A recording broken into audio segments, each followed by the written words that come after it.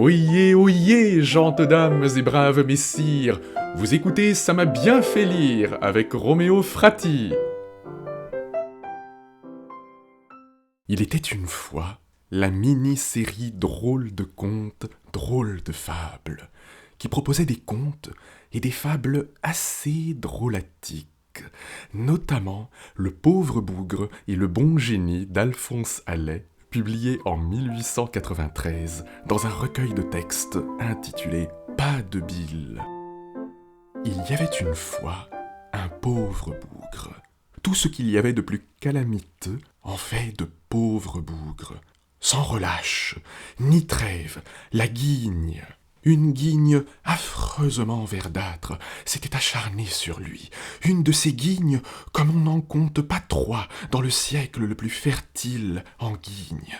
Ce matin-là, il avait réuni les sommes éparses dans les poches de son gilet. Le tout constituait un capital d'1 franc 90. C'était la vie aujourd'hui, mais demain, pauvre bougre. Alors, ayant passé un peu d'encre sur les blanches coutures de sa redingote, il sortit, dans la fallacieuse espérance de trouver de l'ouvrage.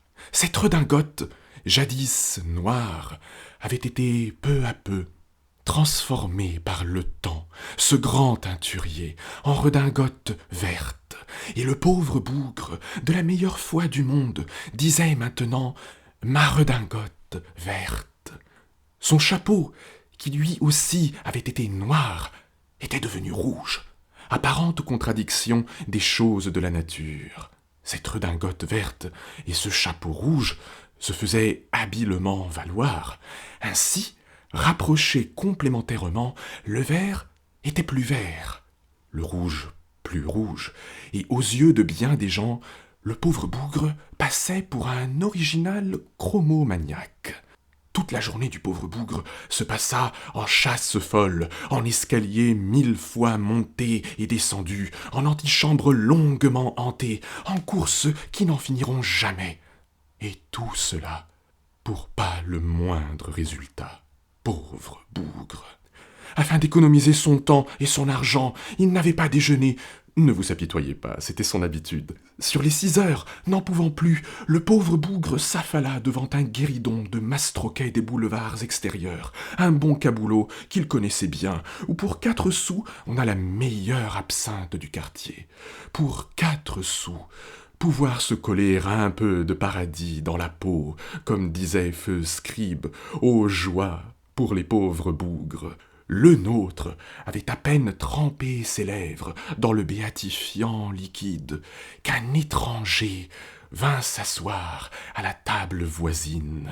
Le nouveau venu, d'une beauté surhumaine, contemplait avec une bienveillance infinie le pauvre bougre, en train d'engourdir sa peine à petites gorgées. « Tu ne parais pas heureux, pauvre bougre ?» fit l'étranger, d'une voix si douce qu'elle semblait une musique d'ange. « Oh non, pas d'état. Tu me plais beaucoup, pauvre bougre, et je veux faire ta félicité. Je suis un bon génie. Parle.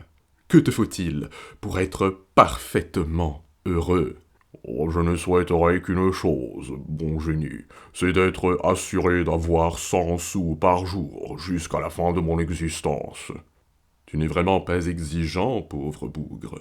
Aussi ton souhait va-t-il être immédiatement exaucé. Être assuré de 100 sous par jour, le pauvre bougre rayonnait. Le bon génie continua.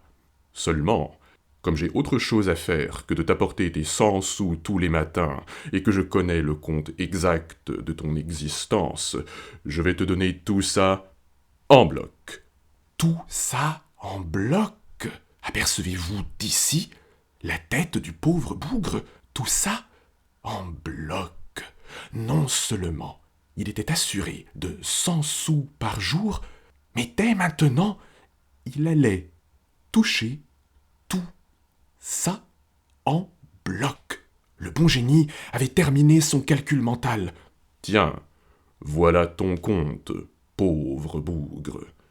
Et il allongea sur la table 7 francs 50. Le pauvre bougre, à son tour, calcula le laps que représentait cette somme. 1 jour et demi. N'avoir plus qu'1 jour et demi à vivre. Pauvre bougre. Bon, murmura-t-il, j'en ai vu bien d'autres. Et, prenant gaiement son parti, il alla manger ses 7,50 francs avec des danseuses. Ah, Alphonse Allais, dont les initiales laissent déjà présager un éclat de rire. Il fallait bien qu'il arrive, ce bougre d'écrivain-là, humoriste avant l'heure, qui se disait français, mais honnête. Et anecdote curieuse, né le même jour qu'Arthur Rimbaud.